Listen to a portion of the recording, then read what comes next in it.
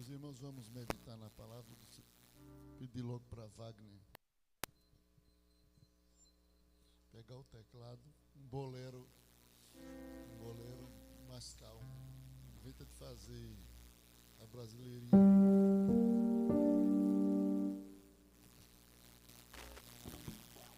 Do fundo do baú, né? Gosto de cantar esses hinos antigos. Esse aqui é de Guiomar Victor. O povo de Israel vivia escravizado nas mãos de Faraó, vivia atormentado, os velhos e os moços trabalhavam sem cessar.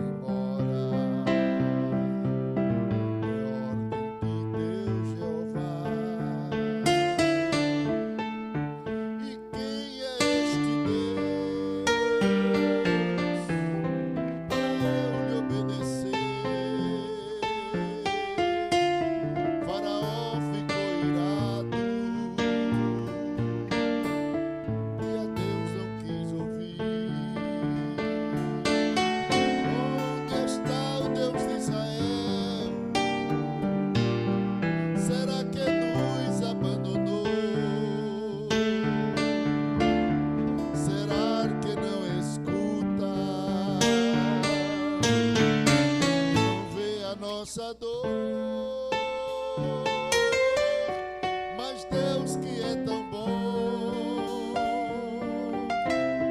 ouviu o seu clamor e enviou Moisés para ser seu libertador. Amém. Outro dia canta a terceira estrofe. Quando ensaiar fica melhor a nota. Canta tantos hinos atuais que esquece, né, os hinos antigos. Aí quando chega numa hora dessa fica todo mundo assim, ó, procurando nota, sem saber o que fazer. Mas é assim mesmo. Eu não sou saudosista, mas eu gosto dos hinos antigos, tanto quanto gosto desses hinos novos também. Meus irmãos, nós vamos meditar na palavra do Senhor mais uma vez, e eu quero desde já agradecer a todos os irmãos que aqui chegaram, aqueles que estão nos acompanhando através da live. Que Deus continue vos abençoando cada vez mais.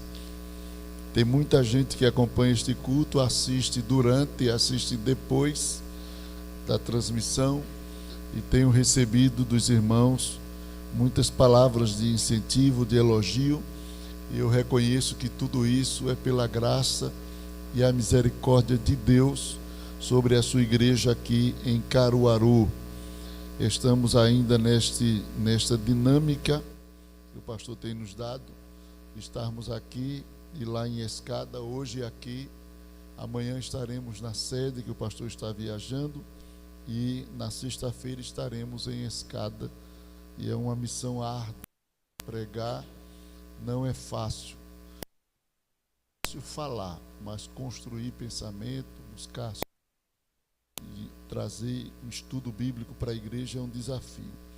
Estamos falando sobre as causas da apostasia espiritual, baseado no texto de Hebreus, capítulo 10, versículo 38 e o 39, que diz assim: mas o justo viverá da fé, e se ele recuar, a minha alma não tem prazer nele. Nós, porém, não somos daqueles que se retiram para a perdição, mas daqueles que creem para a conservação da alma. Quantos dizem amém? Já apresentamos aqui dentro desse texto algumas verdades que apontam diretamente para o ato da apostasia. O escritor da carta aos Hebreus foi quem deu ênfase, explicando um pouco sobre esta realidade que acontecia no contexto da igreja, onde os cristãos primitivos que vieram do judaísmo estavam retornando para a sua antiga religião e abandonando Cristo uma das causas era a perseguição. E a perseguição foi uma das causas motivadoras para a apostasia na igreja primitiva. Não é a única causa. A gente encontra à luz da Bíblia também as heresias, os ensinos, os falsos ensinos, os falsos mestres atacando a igreja e muita gente sendo influenciada pelos falsos ensinos. Paulo escreveu a Timóteo acerca do espírito de engano que tinha convencido alguns a apostatarem da fé. Então existem diferentes causas para a apostasia, que iremos tratar mais adiante de forma mais específica. Mas falamos aqui que a palavra apostasia, no original, ela traz o sentido de divórcio, de rebelião, ficar contra. Fala também de separação ou deserção de um corpo constituído. A apostasia espiritual é um ato de abandono ou troca dos valores espirituais, ou seja, da fé, do amor e da doutrina, por tudo aquilo que Deus reprova. É um ato de desviar-se ou afastar-se de Deus definitivamente.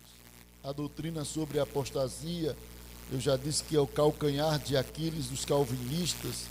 Por mais que se faça ginásticas com os textos bíblicos, certo é que ninguém pode abandonar o que nunca tiveram. Então a Bíblia é clara em mostrar que o crente, ele pode, se não tiver cuidado, perder sua salvação. Nós vamos tratar disso aqui um pouco mais acentuada hoje, mas eu quero mostrar a vocês, já que falamos sobre o cuidado com as falsas ideias de apostasia, que nem tudo que as pessoas pensam que é apostasia é de fato a apostasia definitiva. Por exemplo, negar ou classificar a apostasia como sendo um abandono de fé de quem nunca foi salvo é uma incongruência. Os defensores dessa teoria dizem que os apóstolos são os que diziam ser, mas não eram. Isto é o mesmo que dizer que Satanás ou Lúcifer nunca foi ser celestial bom, Deus já o criou o diabo. Alguns chegam a dizer que a apostasia é um termo utilizado para aqueles falsos crentes de igreja local. Aí diz, não, isso aí é aplicado aos falsos crentes de uma igreja local. Eles diziam que eram crentes, mas não eram. E depois foi revelado. Então aquilo ali é uma apostasia. Só que não é esse o sentido que a Bíblia dá para a palavra apostasia. Não é de um falso, é de um autêntico. É por isso que eu digo que um falso, ele não pode abandonar o que nunca teve. Apostasia é a pessoa abandonar algo, é a pessoa trocar algo. Como é que eu vou abandonar o que eu não tive? Se ele era falso, ele já não tinha. Como é que ele vai abandonar a fé que ele nunca possuiu? Então, apostasia é um termo utilizado para quem realmente era salvo. É claro que em todas as igrejas locais há uma possibilidade de ter pessoas falsas, mas isso não significa que eles são apóstatas, significa que eles nunca foram crentes, estão só disfarçados no nosso meio. O apóstata é alguém que de fato foi crente, se converteu, saiu das drogas, saiu da prostituição, saiu do pecado, abraçou Jesus de verdade, mas depois se permitiu ser vencido pelas tentações, pelo diabo, pela influência de alguém, e abandonou a fé, voltando às suas práticas de outrora. Esse é um apóstata que abandonou. Agora, um pensamento que a gente precisa ter muito cuidado é não classificar qualquer pessoa que abandona a igreja como um apóstata irredutível, irreversível. Existem pessoas que abandonaram a igreja por fraqueza, diante de uma tentação. Eles estão fora da igreja, mas ainda estão na condição de receber o convite do Espírito Santo para retornar à igreja, para retornar ao convívio espiritual. O apóstata, definitivamente, ele não recebe mais convite do Espírito Santo. Ele entra no mesmo grau de uma pessoa que blasfemou contra o Espírito Santo.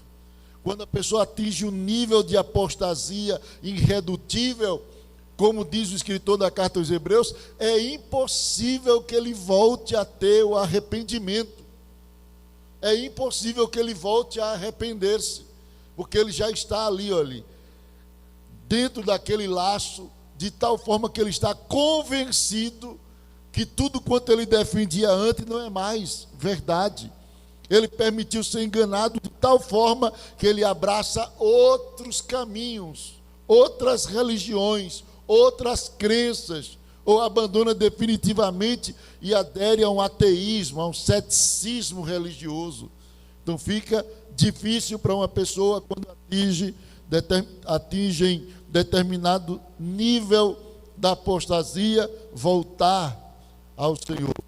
Mas a verdade bíblica, o microfone hoje está meio atribuloso. A verdade bíblica é que um crente de verdade, um cristão de verdade, se ele não tiver cuidado, ele pode perder sua salvação. Existem grupos que pregam de que quem é salvo para sempre. E eu vou tentar explicar um pouco sobre isso aqui, hoje, dentro da perspectiva doutrinária, dentro da perspectiva bíblica. Se existe mesmo essa teoria, se tem uma validade bíblica, como que uma pessoa que aceitou Jesus, ainda que se desvie, como eles dizem, depois vai ter que voltar para ir para o céu, porque se é salvo para sempre. Eles dizem que uma pessoa que é filho de Deus não pode se tornar filho do diabo, mas a Bíblia mostra que pode. O fato de ser filho de Deus não significa que a pessoa não pode perder a salvação. Se você olhar para a parábola do rico e Lázaro, você vai ver a forma como é que Abraão trata aquele homem que se perdeu. Abraão não diz assim, estranho, vizinho, não diz assim, filho. Estava lá no inferno e era filho de Abraão e não se perdeu, estava no inferno. Estava entre os perdidos. Abraão diz, filho, na vida tu tivesse os teus bens e Lázaro só males. Então era um filho de Abraão, porque a crença é essa, quem é filho de Abraão sempre vai se salvar. E a Bíblia mostra que um filho de Abraão pode ir para o inferno. Não existe isso. E a gente vai ver isso à luz da Bíblia, hoje aqui, essa teoria. Vou mostrar porque é que eles falam de uma pessoa que é salvo para sempre, sobre que perspectiva eles acreditam nisso, baseando-se em uma presciência e um determinismo fatalístico. E a gente precisa entender isso à luz da Bíblia, pois a Bíblia não pode entrar em contradição.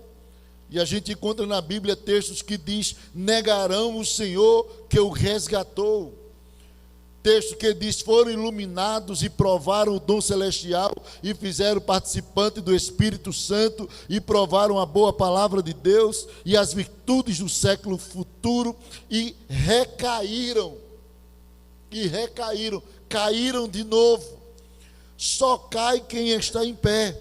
Como pode cair quem nunca foi posto de pé? Isso está em Hebreus 6, versículo 4 ao 6. Outro texto diz: depois de termos recebido conhecimento da verdade, tiver por profano o sangue do testamento, com que foi santificado. Hebreus 10, 26 ao 29. Como é que a pessoa vai fazer uma ginástica num texto desse? Se a Bíblia diz que uma pessoa que recebeu conhecimento da verdade tiver profanado o sangue do testamento com que foi santificado, e o texto é muito claro em dizer que esta pessoa não volta mais ao arrependimento, por conta do nível de desvio e apostasia que essa pessoa atingiu. Não tem como. Não podemos classificar um ato de um crente que caiu numa tentação ou fraqueza moral e que o Espírito Santo ainda o convida ao arrependimento como uma apostasia absoluta. Muito menos podemos considerar apostasia o ato migratório denominacional. Há pessoas que consideram mudança de denominação como um ato de rebelião, assemelhando-se ao diabo. E é bom saber que quando o inimigo se rebelou, ele afastou os anjos de Deus que lhe seguiram, ou afastou os anjos da presença e da comunhão de Deus. Na mudança de denominação, você não se afasta de Deus, mas de algumas coisas que você não concorda, nem por isso você se torna inimigo ou rival da denominação que você saiu. Se isso acontecer, significa que você não é cristão. Outros sim, o reino de Deus não é uma denominação, mas o conjunto de denominações que se unem pelas tradições e costumes, que se unem não pelas tradições e costumes, mas pela doutrina dos apóstolos. Só lembrando que a cidade celestial é quadrangular e receberá gente de todas as raças, tribos e nações, cada um na sua cultura, desde que a sua cultura não fira a cultura do reino celestial. Eu falei aqui que existem 2 graus de apostasia. Primeiro, apostasia parcial. O que é isso? É negligenciar a vigilância e abandonar momentaneamente, particularmente, a vontade de Deus. Quanto a isto, o retorno ainda é possível. Segundo Crônicas, capítulo 7, versículo 14, a Bíblia diz: se o meu povo que se chama pelo meu nome se humilhar e fizer mais o quê? E buscar a minha, e o que mais? E se converter dos seus maus. E o que é converter? Converter dá meia volta. Converter é voltar ao destino correto. A pessoa está indo no caminho errado, a pessoa está se desviando, está na contramão da vontade de Deus. Mas Deus está dizendo: se converter. Agora perceba que ele disse: se o meu povo era crente, mas estava andando no caminho errado, mas ainda estava dentro de uma possibilidade de conversão. Em Apocalipse capítulo 2, versículo 4 e o 5, o Senhor repreende o pastor e a igreja pelo abandono do primeiro amor. E o Senhor aconselha aqueles crentes dizendo: arrependei-vos, lembrai-vos, pois, de onde caíste, e arrepende-te. Eles haviam caído, mas ainda havia um convite para o arrependimento. Quer dizer, ainda dá tempo você voltar. Sim ou não, irmãos? Agora ele está falando isso com falsos crentes. Era falsos crentes ali? Era um falso pastor que estava ali? Era crente de verdade. Era crente que tinha literalmente caído, e era um crente verdadeiro, que havia caído da sua posição espiritual. E agora Deus fala com aquele povo através de João, Jesus manda a carta e diz: diga a esse pastor que ainda dá tempo, diga a ele que se arrependa, senão eu virei a ti e vou remover o teu castiçal. Então havia tempo, era uma apostasia parcial, era um desvio temporário, ainda dava tempo de retornar à presença de Deus. Como é que a gente pode entender isso dentro do plano da salvação? O plano salvífico, ele é metaforificado em uma maratona. Você pode imaginar o plano da salvação dentro de uma visão metafórica, de uma comparação, de uma maratona. Quem já assistiu uma maratona? Tem muitos crentes que assistem aquela maratona que tem todo final de ano. Como é o nome dela? São Silvestre, né? Eu acho que tem até crente lá, está aqui. Não tem não, que está tudo gordinho aqui, não dá para correr. A maratona de São Silvestre. Você pode usar essa figura para ilustrar como se dá o plano da salvação nesse contexto metafórico. Isso mostra que o resultado dessa maratona, Deus já sabe. Deus já sabe quem vai cruzar a linha de chegada como vencedor e quem vai chegar na linha de chegada como derrotado, sim ou não? Deus já sabe. Porém, o fato de Deus saber o resultado não significa que Ele decidiu por você o resultado. Deus saber é uma coisa, Deus decidir por você o resultado é outra coisa. Deus sabe quem vai cruzar a linha de chegada como vencedor, mas não foi Deus que decidiu quem vai ser o vencedor. Não foi Deus que determinou quem vai ser o vencedor e quem vai ser o derrotado, quem vai ser o envergonhado, nada disso.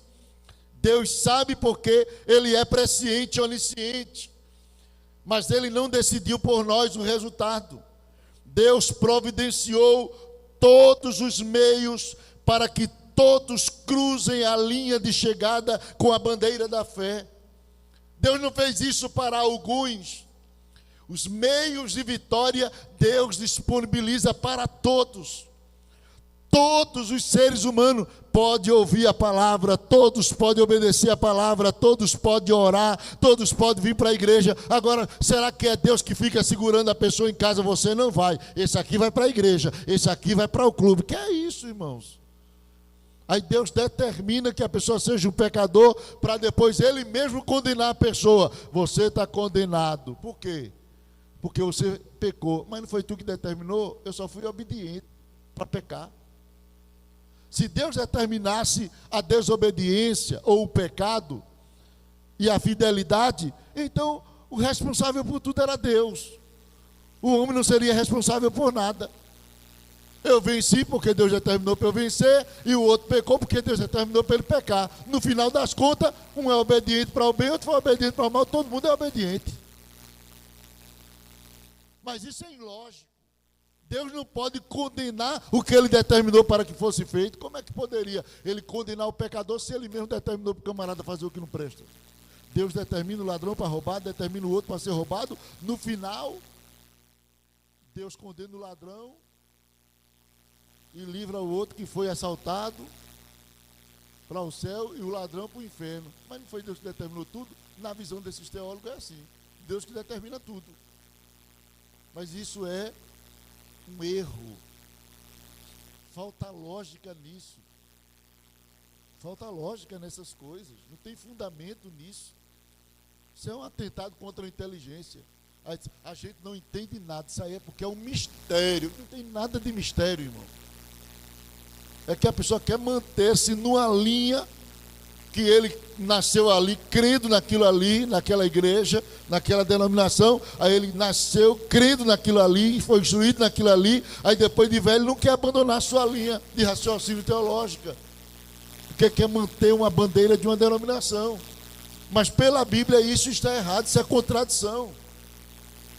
Isso não é paradoxo, isso é contradição. Há uma grande diferença entre paradoxo e contradição. E Deus não pode entrar em contradição. Deus não pode se contradizer. Isso está claro nas Escrituras. Então, observe dentro desse raciocínio ilustrativo.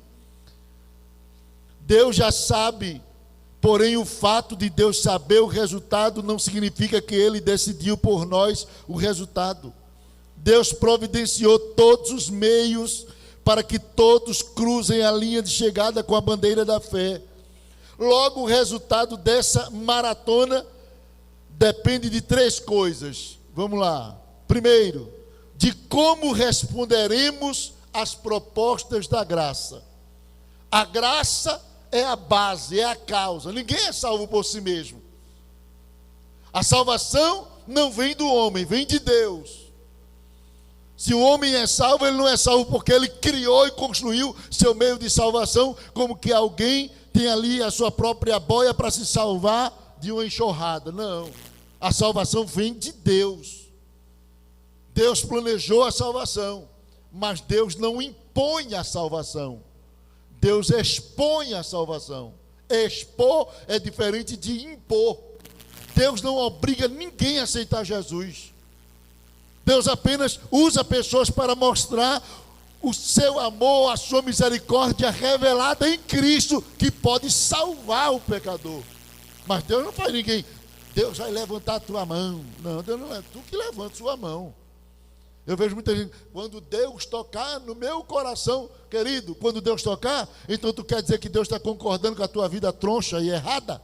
Porque se dependesse de Deus, Ele não já tinha tocado, Ele já tinha apertado teu coração para tu ser salvo logo. Não era nem tocado. O povo fica criando uns argumentos para colocar em Deus a responsabilidade total da salvação. Não. Deus já fez por onde a gente ser salvo. Ele deu o seu maior tesouro, seu único filho por nós. Assumiu a forma humana, morreu numa cruz, e agora o homem diz, tem que tocar ainda no meu coração. Isso daí não valeu não, ainda tem que tocar. Que é isso, irmão? Que brincadeira é essa? O plano da salvação não é uma questão de sensação. Eu não tenho que ser salvo porque eu estou sentindo. Eu tenho que ser salvo porque eu tenho consciência que sou pecador. E se eu continuar no pecado, eu vou parar no inferno. E eu tenho que ser salvo porque Deus proveu para mim e conscientemente me apresenta isso. Salvação não é uma questão de emoção. Tem dia que eu venho para a igreja sem vontade de vir. Tem dia que eu oro sem vontade de orar. Tem dia que eu canto sem vontade de cantar. E por que o senhor canta? Porque mesmo sem vontade, eu sei que Ele merece, eu sei que Ele é digno, e eu sei que eu dependo dEle, irmãos. Eu tenho que ter sensação para poder ter relacionamento com Deus, um sentido sensorial. Deixa eu sentir aqui. Ele está passando. O que é isso? Tem dia que eu não sinto nada. Não vejo o anjo, não vejo muriçoca, não vejo nada. Veja o rato andando por aí pela frente. E o que o Senhor vem? Porque para Deus estar aqui eu não tenho que sentir, eu só tenho que saber pela sua palavra. Ele não mente, estarei convosco todos os dias até a consumação do século. Eu não sinto, mas eu sei que Ele está aqui. Eu não senti nada no culto. E daí que tu não sentiu? E Deus é obrigado, toda vez que tu vir para o culto, tu sentir alguma coisa, tu tem que vir para o culto por consciência, por entendimento, não é por sensação. Pare de andar por sensação, porque a sensação pode levar você para outro destino. Para outro destino. Então é preciso ter cuidado. Como é que eu tenho acesso a esse milagre que Deus providenciou? Pela resposta que eu dou às propostas da graça. Vamos lá, João 3:18. João 3:18.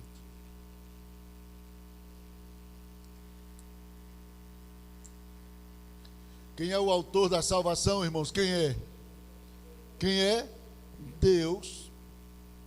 É Deus. Tudo vem de Deus. Se não é dele, a gente está morto, atolado aqui, como diz a gente aqui no Bom Nordestino. Está tudo atolado. É de Deus, é parte dele. Ele é o autor. Agora preste atenção. 3:18. Quem crê nele... Quem crer nele, nele quem? Nele quem? Aí ele diz, quem crer nele não é Mas quem não crê, para aí, por que já está condenado? Se não chegou o final ainda da carreira. Irmãos, preste atenção. Antes de aceitar Jesus, todos nós já estamos em condenação.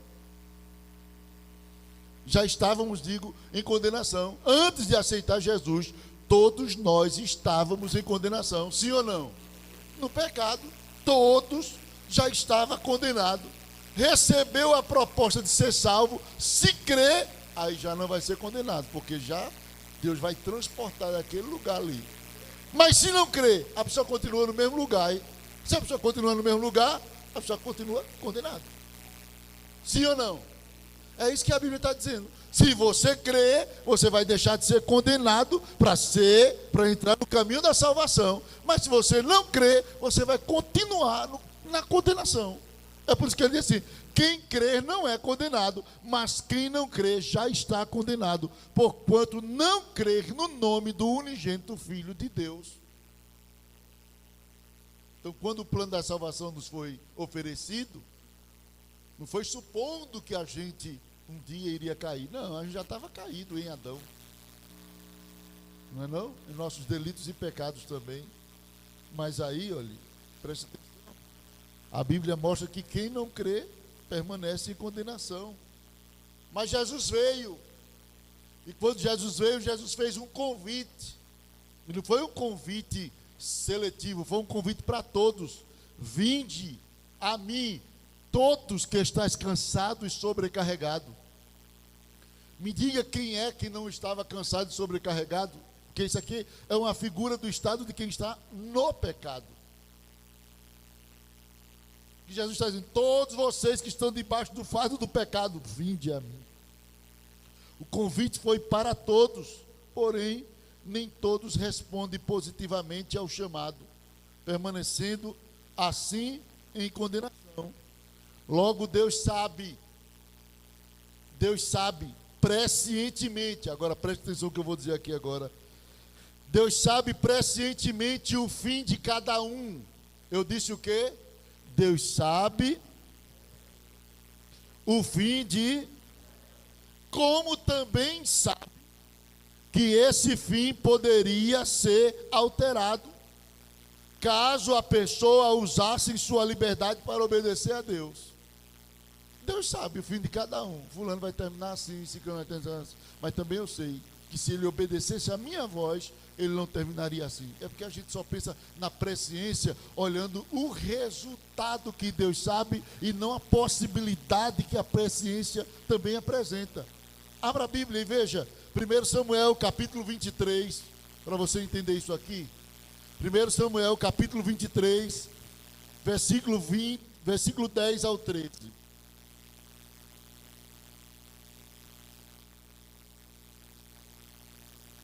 Eu não sei se esse microfone aqui já está. Isso aqui está chiando mais do que cigarra.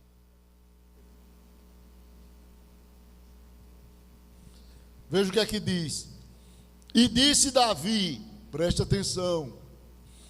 E disse Davi: ó Senhor, Deus de Israel, teu servo de certo tem ouvido que Saul procura vir a Keila para destruir a cidade por causa de mim. Entregar-me-ão os cidadãos de Keila na sua mão? Descerá Saul com o teu servo, como o teu servo tem ouvido? Ah, Senhor Deus de Israel, faze-o saber. Só está faltando retorno agora. Faze saber ao teu servo, agora chegou. E disse o Senhor: descerá. Disse mais Davi: entregar-me-iam os cidadãos de Keila a mim e aos meus homens nas mãos de Saul? E disse o Senhor: entregariam. Então, o que foi que aconteceu? Então se levantou Davi com seus homens, uns 600, e saíram de Keila. E foram-se onde puderam. E sendo anunciado a Saul que Davi escapara de Keila, cessou de sair contra ele. Atenção. Davi ouviu alguém dizendo: Saul está vindo aí e ele vem te pegar. Ele está vindo para te matar e matar os teus homens. Aí Davi pergunta a Deus: Deus, se Saul chegar aqui, os homens de Keila vai me entregar para Saul? O que é que Deus diz a ele? O que é que Deus diz? O quê? Vai sim. Se Saul chegar aí, eles vão pegar vocês e entregar a Saul.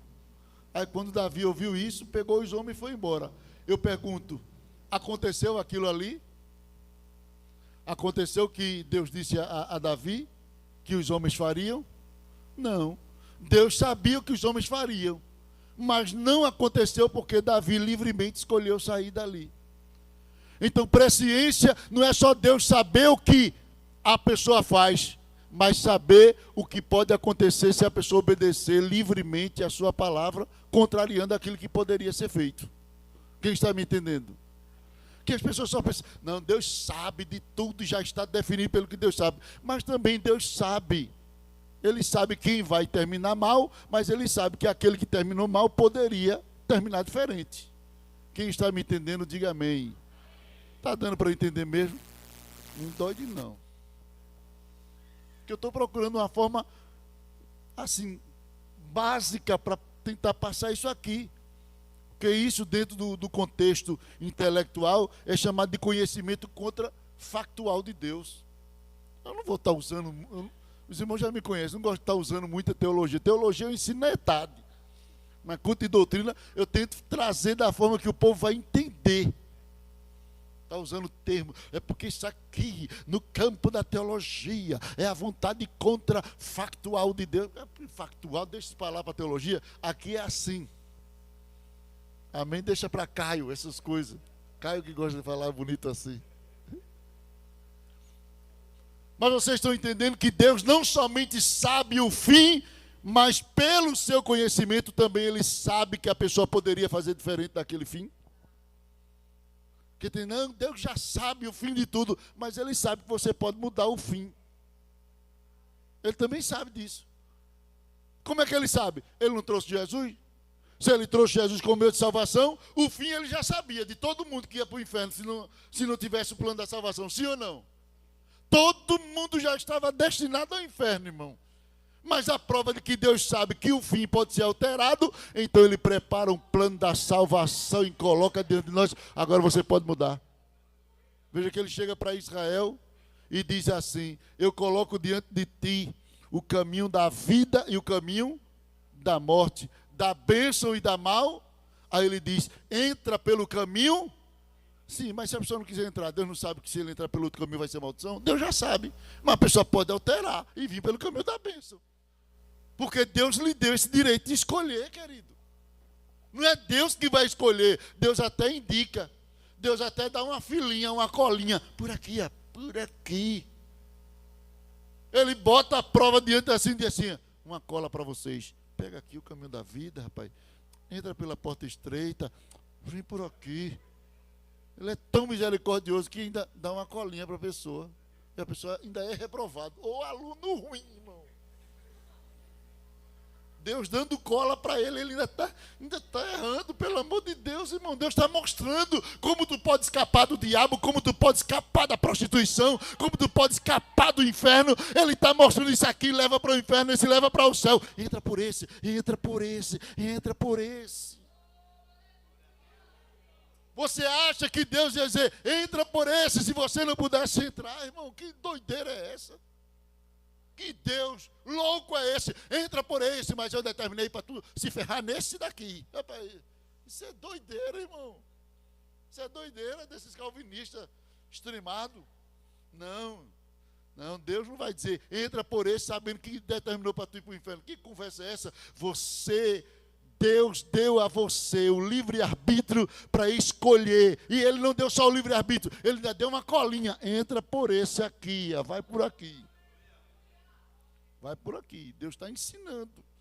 No final, ninguém vai dizer, ai, Senhor, é porque tu desse a fé àquele e me negasse a fé. Conversa, rapaz.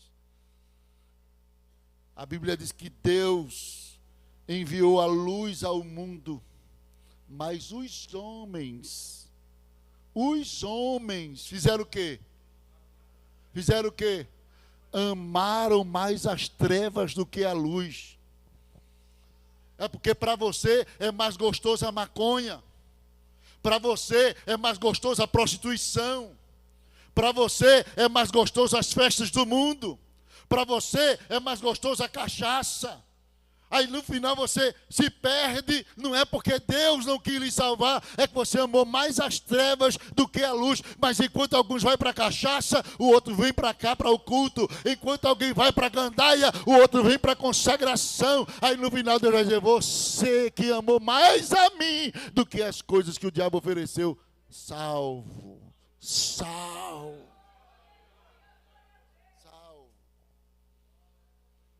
Mas a proposta é para todos. Então o que é que a gente precisa fazer? Responder positivamente às propostas da graça. Depois, a salvação não está condicionada apenas a uma resposta positiva às propostas da graça, mas também de como nos comportamos durante o processo da corrida. Porque não adianta você dizer assim, eu quero Jesus, eu quero te servir. Tudo bem, glória a Deus, grande passo. Boa atitude, tomou a decisão certa. Quer, sim. Mas depois que você aceitou, tem que correr, filho. E não tem que correr como você quer, não, tem que correr da forma certa. 2 Timóteo 2:5. Diz assim, e se o atleta não lutar segundo as normas, não será coroado. Oxe, para aí. Você se tornou um atleta agora no caminho espiritual? Eu não sei se colocou. Eu estou sentindo falta do menino que está em São Paulo já. De Davi. Davi está em São Paulo, né? Ele sempre está aí botando os textos. Diz assim, e se alguém também milita, não é coroado, se não militar o quê? Legitimamente. Aí tem uma versão que diz assim, se o atleta não correr ou não lutar segundo as normas, não será coroado. O que é que a Bíblia está mostrando?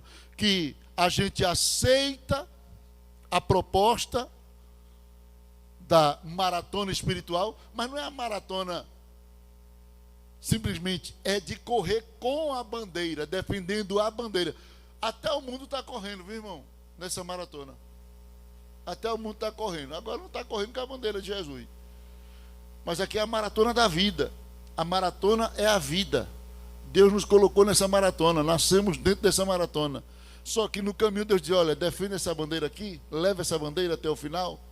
Aí você pega a bandeira e tem que correr, seguindo as normas que Ele estabelece, mantendo a bandeira da fé. Como diz o hino 46, um pendão real vos entregou o rei, a vós soldados seus.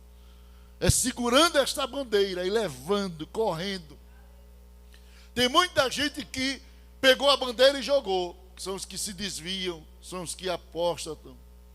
Mas aqueles que pegam a bandeira e levam adiante são os que permanecem.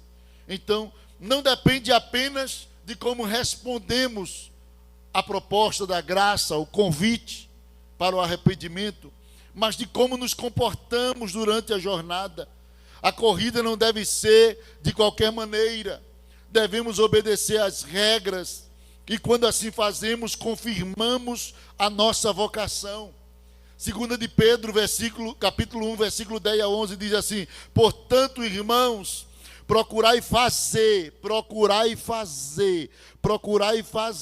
cada vez mais firme a vossa vocação e eleição, porque sendo isto, nunca jamais tropeçareis, porque assim vos será amplamente concedida a entrada no reino eterno de nosso Senhor e Salvador Jesus Cristo. Procurai fazer firme. É você aceitar Jesus, mas não ficar, aceitei Jesus e agora sou crente, mas não vem numa escola, não vem no culto de doutrina, não participa de nada, não se envolve em nada, não se batiza em águas, não participa da ceia. Você começa a rejeitar as atividades cristãs, você começa a se anular para os cultos, você começa a gastar tempo em outro lugar. Você tem tempo para ir para shopping, tem tempo para ir para cinema, você tem tempo para ir para a praia, você tem tempo para curtir, mas igreja você não tem tempo. Você está quebrando as regras. Você tem tempo para ler 100 mensagens no WhatsApp, não tem tempo para ler um capítulo da Bíblia por dia, não tem tempo para ler um texto por dia, não tem tempo para orar, tem tempo para falar com todo mundo, mas não quer falar com Deus. Como você vai permanecer firme num lugar desse? Se você tivesse numa carreira que todo mundo tivesse ao seu favor, mas você tem que entender que enquanto você corre para lá, tem alguns desistindo, voltando e quer barruar em você para lhe derrubar também. Tem outros que estão querendo lhe atrapalhar. Tem pessoas na arquibancada, os demônios, Satanás, todo tipo de demônio mandando você parar, para, você não consegue. Tem pessoas torcendo contra você. É certo que existe aqueles que torcem também a favor. Levante a cabeça, meu filho, eu estou orando por você, vamos em frente. Mas não só tem pessoas ao teu favor, tem gente contra você, tem gente fofoqueira, caluniadora, pessoas de todo tipo querendo que você pare, tudo usado pelo Satanás. Se a carreira fosse só a favor, mas não é, querido. Aí o que foi que Jesus disse? Siga as regras, que você chega, siga as normas. Siga as normas, que você vai chegar onde eu quero. Mas as pessoas querem correr do jeito que quer. Não é assim não. Não é assim que funciona. Pedro diz que quando a gente vai seguindo as normas, a gente vai fazendo cada vez mais firme a nossa vocação e salvação. É justamente nesse íntere de carreira que acontecem os desvios temporários ou definitivos. Alguns quebram as regras da corrida e tomam atalhos, e esses atalhos terminam destinando eles à perdição. Então o que é que a gente precisa fazer para chegar a alcançar esta salvação? Responda positivamente ao convite da graça. Procuremos viver uma vida de vigilância, uma vida dinâmica, lendo a Bíblia, estudando, buscando a Deus, vigiando, tendo cuidado com as más amizades, tendo cuidado com as coisas que vêm para nos travar, nos parar, nos desanimar. Cuidado com as mensagens nos celulares, cuidado com os vídeos do TikTok, cuidado com as postagens do diabo, cuidado, tudo isso são as pessoas instrumentalizadas pelo diabo para parar você, para me parar. Mas Deus quer que a gente siga as regras. Se a gente seguir as regras, não tem quem pare. Em terceiro e último lugar, o que é que garante a nossa salvação? Que a salvação, ela é gratuita, mas a experiência é condicional. A salvação foi planejada incondicionalmente. Foi estabelecida incondicionalmente. Mas a experiência dela é condicional. Como? Responda positivamente à graça. Procure viver uma vida de obediência às regras dessa maratona.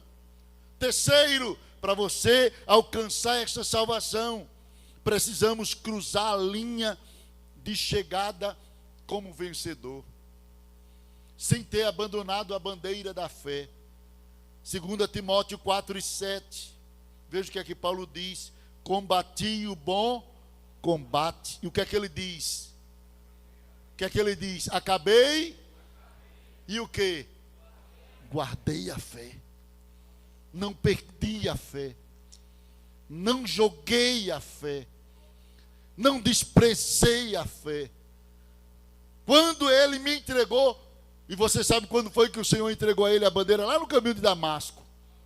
Ele estava perdido ali, saindo para perseguir os cristãos, cheio de ojeriza, cheio de ódio, querendo matar os cristãos, querendo humilhá-los publicamente. Mas diz a Bíblia que no caminho de Damasco apareceu uma luz do céu, e em voz, parece que em hebraico, falou com ele: Saulo, Saulo, por que tu me persegues? E ele caiu como que estava cego devido ao resplendor e disse: quem és, Senhor? Ele disse: eu sou Jesus a quem tu persegues. Agora levanta-te. Veja como Jesus conhece. Entra em Damasco, vai na rua direita, fica lá na casa, que depois eu vou dizer o que é que vai acontecer. Ele vai, fica 3 dias sem comer. E eu imagino que ele estava falando a mesma coisa. Que luz era aquela? Que luz, que voz, que luz, que voz, que luz. Eu nunca tive uma experiência dessa. Que luz, que voz, que luz. Ninguém não entendia nada, porque as pessoas não entenderam o que Jesus disse a ele. Viram o resplendor, ouviram a voz, mas não entenderam nada. Aí o Senhor vai lá na casa de um discípulo chamado Ananias e diz assim: Ananias. Ele: sim, Senhor. Vai na rua direita, Ananias. Lá tem um homem, o nome dele é Saulo. Ele está lá, Ananias. E ele está lá esperando, porque eu disse que iria lá tratar com ele. E tu vais orar por ele para que ele recobre a vista. Aí Ananias diz: mas Senhor, é o Saulo que eu estou pensando mesmo. Quem é que tu está pensando? Um Saulo que está matando todo mundo aí, perseguindo. É esse mesmo. Mas Senhor, como é que tu vai me mandar para a boca do leão? Eu vou não. Vai, Ananias, o homem está quebrado, eu já quebrei ele. Ele é um vaso para mim, Ananias. Ananias chega e está lá Saulo. Que luz, que voz, que luz. Daqui a pouco alguém bate na casa lá do Simão. É a irmã Ananias. O que é que você quer? Quero falar com o irmão Saulo. Já era irmão. Quero falar com o irmão Saulo. Pode entrar. Saulo, meu irmão, o Senhor que te apareceu no caminho de Damasco, Ele me mandou aqui para que tu recobre a vista.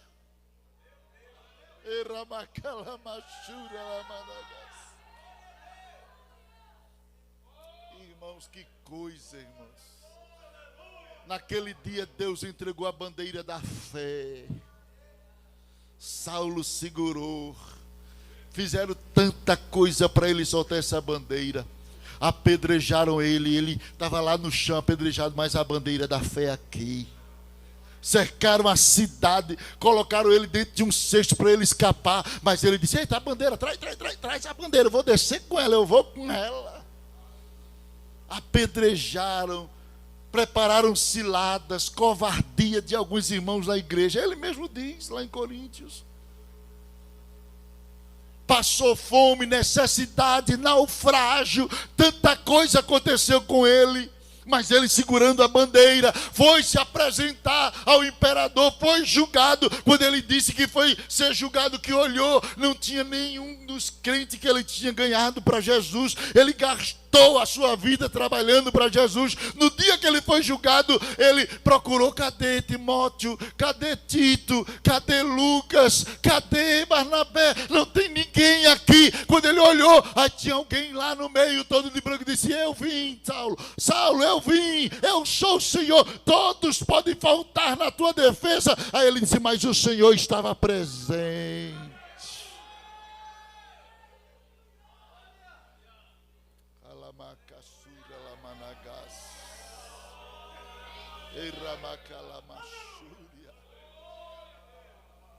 São muitas lutas, são muitas coisas que surgem para a gente abandonar a bandeira da fé.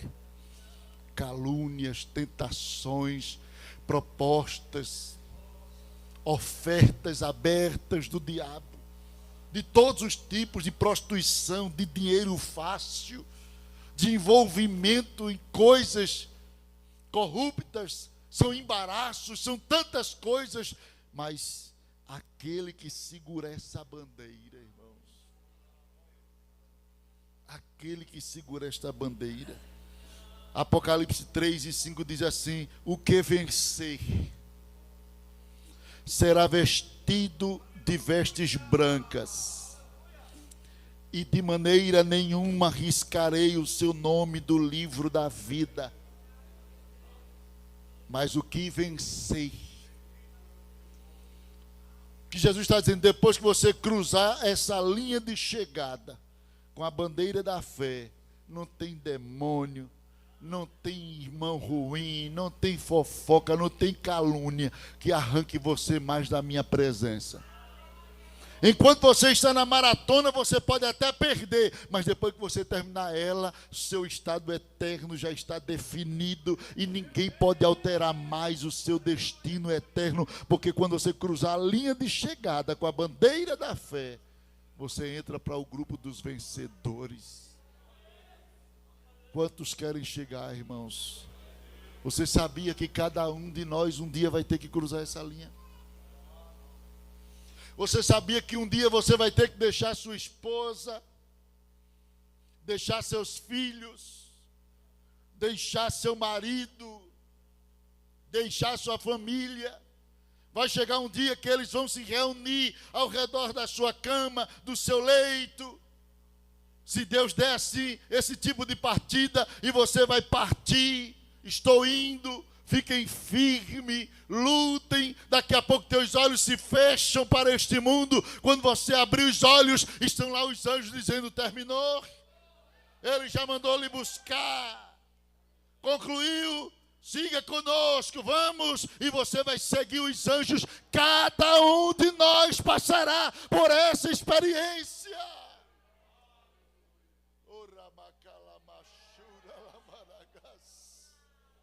Hoje é labutá, hoje é tentação, hoje é luta, hoje é proposta, hoje é tentação, mas naquele dia que a gente estiver frente a frente com o Senhor, a Bíblia diz, e Ele enxugará dos seus olhos todas as lágrimas.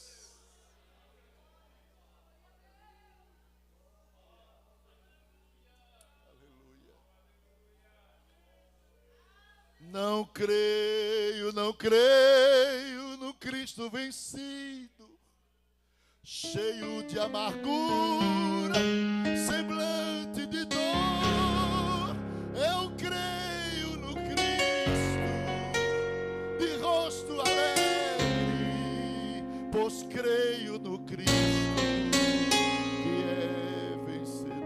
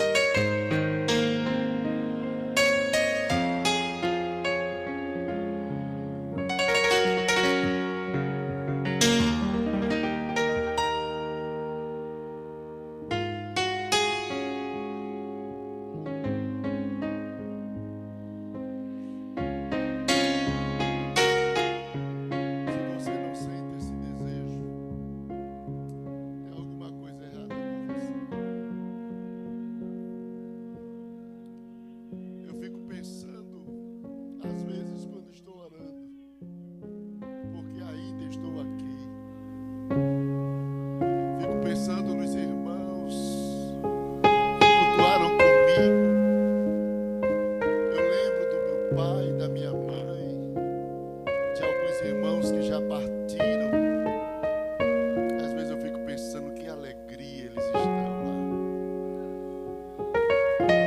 Perguntaram a Paulo: Paulo, ou melhor, está lá ou está aqui? Ele disse: olha, se for para ficar aqui ganhando almas, eu fico nessa indecisão, mas eu vou dizer, mesmo assim lá é muito melhor do que aqui. Quando chegar o dia, quando chegar o teu dia, quando chegar a tua hora, vai chegar a nossa hora, o nosso momento. Pode amar sua esposa do coração explodir, você vai ter que deixar. Se a sua hora for primeiro do que a dela, você vai ter que olhar para ela, dar o último olhar, um abraço, olhar para os seus filhos, dar a última palavra, olhar para os seus irmãos, dar a última paz do Senhor aqui. Porque chegou a hora de você cruzar a linha de chegada. Você vai ver que não vale a pena nada dessas coisas que o diabo oferece aqui.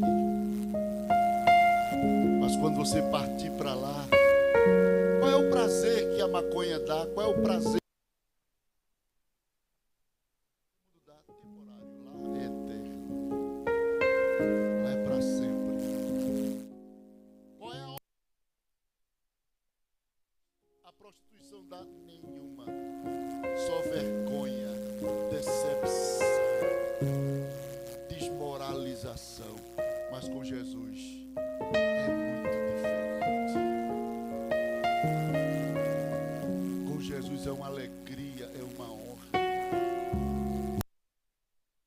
Quando a gente vê Jesus e quando descer com Ele, as pessoas que afrontaram a Cristo e desprezaram, aqueles que morreram, você sabe quem morreu sem Jesus. Você tem amigo que foi baleado porque viveu no tráfico. Você tem amigo que morreu por causa da cachaça, do fumo, da imoralidade. Você tem. E se você escapar, pelo que eu falei aqui esta noite, no final eles vão te ver. Quando estivermos no trono branco, ao lado de Jesus para julgar os anjos e os homens. Juízo final. Você pensa que as pessoas vão perder a memória com a morte, mas não. O rico lembrou de Lázaro e reconheceu. Eles vão olhar e lembrar. Filho que morreu sem Jesus vai ver o seu pai ao lado de Jesus.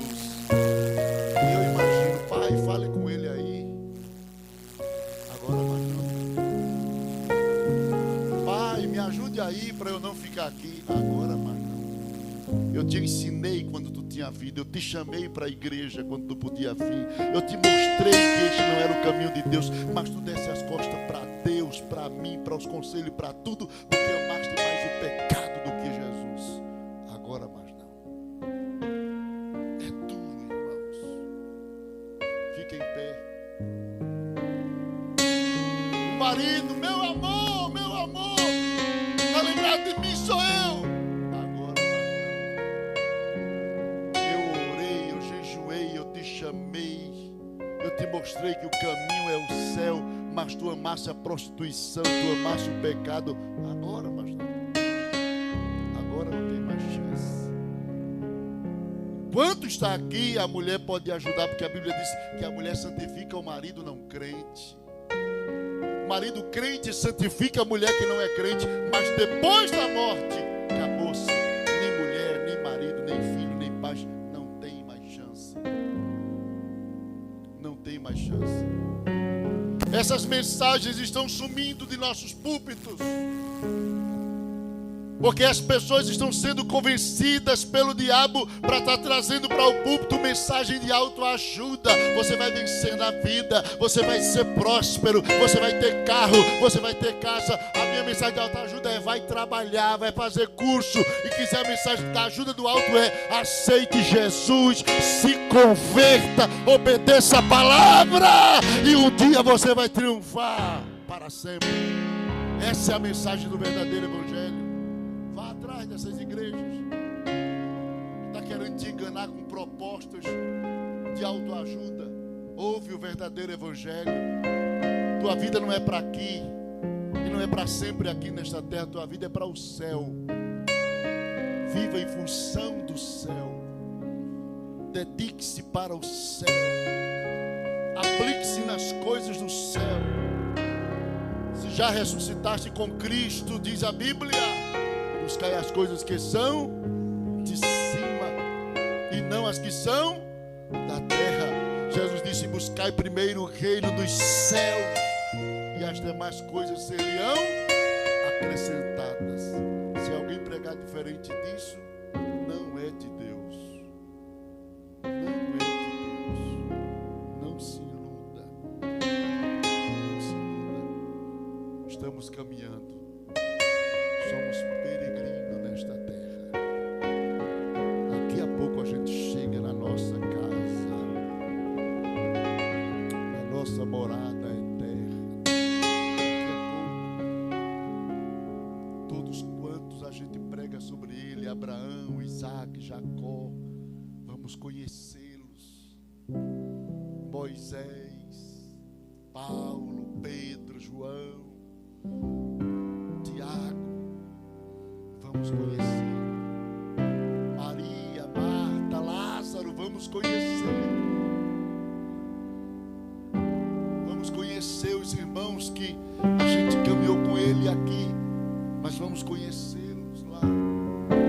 Vamos estar junto com Jesus para todo sempre. Lutemos, queridos. Lutemos para não se desviar do Senhor. Lutemos para não sermos engoldados e enganados. Sede firmes e constantes, sempre abundantes na obra do Senhor. Quem diz amém? Na próxima semana, se Deus permitir, eu vou falar sobre apostasia definitiva. E depois eu vou mostrar as causas da apostasia. Porque algumas pessoas apostatam. O que é que tem levado algumas pessoas à apostasia? Eu quero caminhar até o fim pregando sempre a verdade. Amém? Sempre a verdade. Eu não me iludo com palavras bonitas, jargões. Você não veio fazendo isso assim. Às vezes num evento de jovem, porque os jovens são mais distraídos, a gente faz isso. Mas no comum é Bíblia, é palavra de Deus. E a gente vai caminhando. Continue vindo para o trabalho. Amanhã nós teremos aqui o ciclo de oração. Quero até alertar os irmãos que o ciclo de oração, por uma questão de necessidade, possivelmente vai sofrer uma alteração de dia. A live lá de escada, que é na segunda, vai vir para cá. E a daqui da quarta vai para lá. Já venho conversando com a irmã Rebeca, como o ciclo de oração é muito próximo ainda da feira. Tem muitos irmãos que não vêm porque fica com aquelas coisas para entregar de última hora. Mas na segunda-feira eu acredito que dá tempo. Fugir um pouquinho da rotina, vir aqui buscar a Jesus. E eu creio que vai ser uma bênção. O nosso ciclo de oração cede na segunda. E todos os demais os que estão na segunda, vai para a quarta. Amém? E o ciclo de oração da quarta vai vir para a segunda. Estou só prevenindo vocês, já adiantando como vai funcionar. Mas é em breve. Amanhã,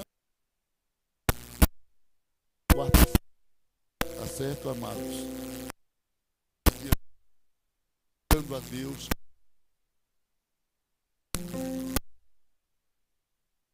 Seja crente em pastor, seja crente em Jesus. Eu vejo alguns crentes, quando o senhor sair daqui, eu saio. Então você não é crente em Jesus, rapaz, você é crente em mim.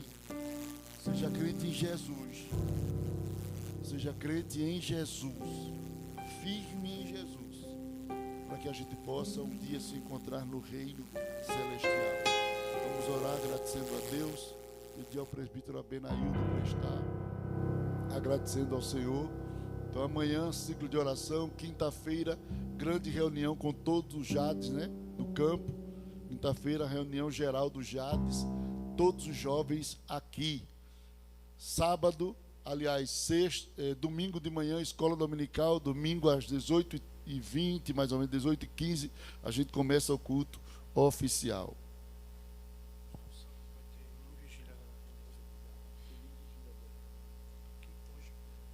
Meus irmãos, a paz do Senhor, o pastor pede para avisar que hoje, a partir das 22 horas, haverá a mini vigília, a live ao vivo aqui na Matriz, amém?